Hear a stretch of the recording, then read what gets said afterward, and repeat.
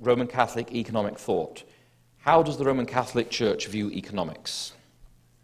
Well, the Roman Catholic Church is an ancient institution built on blood, lies, corruption, and forged documents, the most famous of which are known as the Decretals of Isidore and the Donation of Constantine. We're going to come back to that later on. The Catholic hierarchy is a global system ruled by an absolute emperor that is structured in a rigid hierarchy that accepts no dissent. It is global in scope, it is aristocratic in nature, it is unaccountable to any population group on earth, and none of its officials are elected. You cannot change your archbishop by democratic vote, or your cardinal, or your bishop. It's a system unto itself that goes around the whole world. And it is thus no surprise that the papacy has repeatedly expressed its hatred for Protestant principles and for the political and economic expressions of Protestant Christianity, which is republicanism and capitalism. Those are the political and economic expressions of the Protestant faith. Both republicanism, not the Republican Party, but having a republic, a government of the people, by the people, for the people, and capitalism are the logical conclusions of the Protestant faith. And the Roman Catholic hierarchy hates these things. So over the centuries, the Roman Catholic hierarchy has repeatedly supported anti-capitalist and anti-free trade governments. So during the Dark Ages, they supported feudalism and the trade guilds, which were essentially a trade union system in the Dark Ages. They supported in the 1930s and 40s overt fascism in Italy, Spain, Portugal, Croatia, and Latin America. They were actively working together with Nazi Germany. We'll see why later on. They support the redistribution of wealth in the West, such as social welfare systems. They support liberation theology in Latin America and in Africa. Now, why do they hate free speech and free trade and free commerce so much? Well, their economic thought is driven by this guy here, a guy called Thomas Aquinas. Aquinas. And here's my water here. So there he is. The Catholics call him Saint Thomas Aquinas.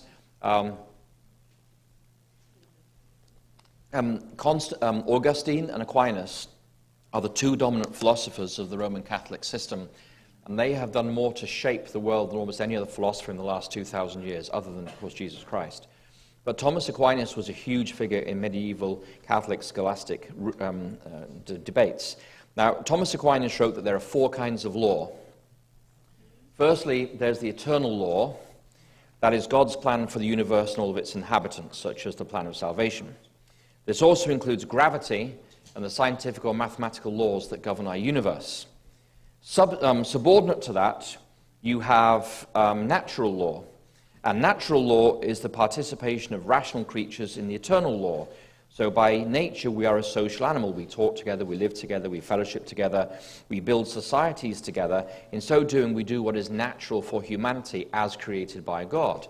So there is eternal law, and then there is natural law, and those are given by God. And then there is positive law, and positive law are man-made laws. These are the customs, laws, and regulations made by governments who are attempting to apply eternal law and natural law to the individuals and groups within their society. And then at the bottom, you actually have divine law, such as the Decalogue or the Ten Commandments. So you can see where the Decalogue comes into Catholic thinking. But in Catholic thinking, what's interesting is that these are given by God, eternal law and natural law, and this is how governments try to implement this and this. So you have a hierarchy of laws: eternal law, natural law, positive law, and divine law. And for Thomas Aquinas, private property is not part of eternal law, and it's not part of natural law. Private property is part of positive law. It's an invention of human reason. It's created by and regulated by private law because people want to have private property. Now, rather than private property being part of the divine law or natural law, Thomas Aquinas argued that the possession of all things in common is actually part of natural law. That is, everybody owning everything together is God's natural law, and private property is part of man's positive law. So therefore, if there is a clash between the common good and private property, the common good must always triumph, because this is part of God's plan for humanity. This is how governments try and regulate societies. Are you following me on this? Now, there's a hierarchy of laws here. Private property is down here, Aquinas argued that as part of natural law is that everybody holds all things together. We all own everything. So this is known as the community of goods, and this is part of natural law.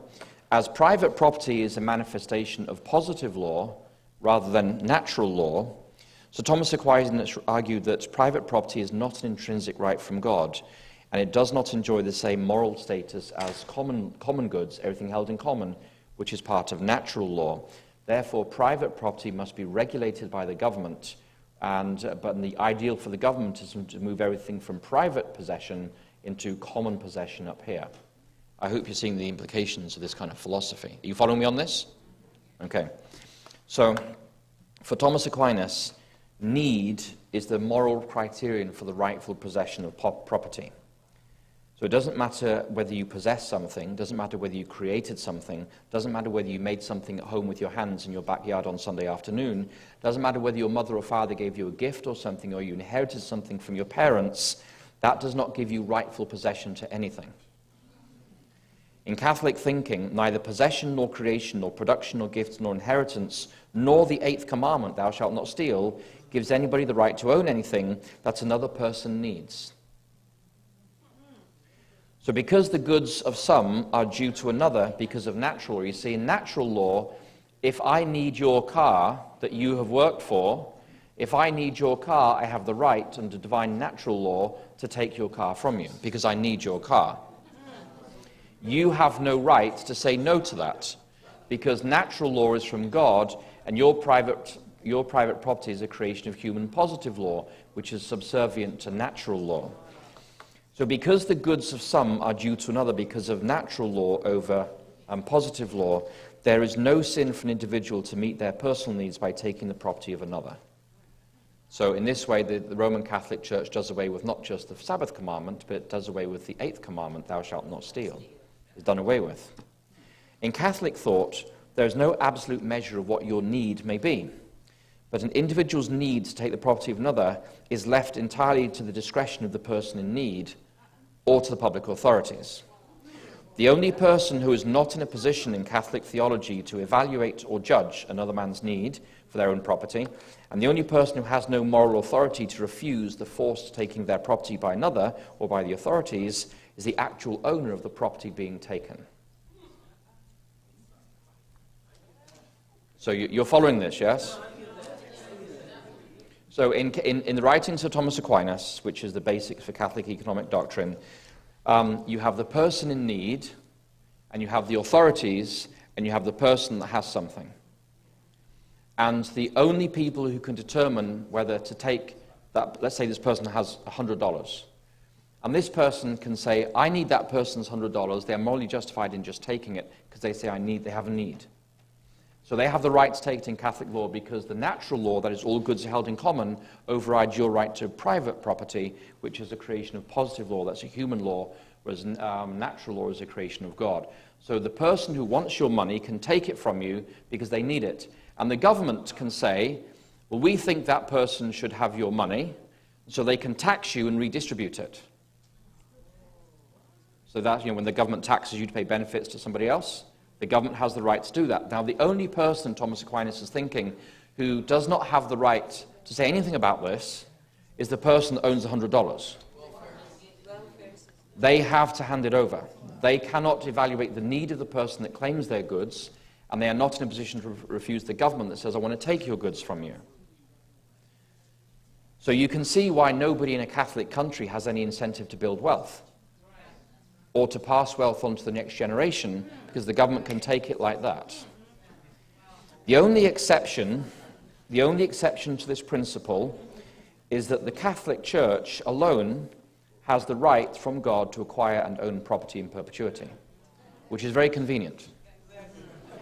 Canon Law 1254 says the Catholic Church has an innate right to acquire, retain, administer and alienate temporal goods, that means taken from people, physical possessions, in pursuit of its proper ends, independently of civil power. So the Church's canon law, which is a global canon law, says the Catholic Church has the right to take whatever it wants from you if it furthers the Church's objectives. Canon Law 1260 says the Church has an innate right to require from the Christian faithful whatever is necessary for the ends proper to it. So when you go to a Catholic country and you see these gleaming cathedrals and everybody living in poverty around it, that's an expression of Catholic thought in practice. People are ground into poverty to support this massive hierarchy and these massive cathedrals which don't do anything for anybody in the long run.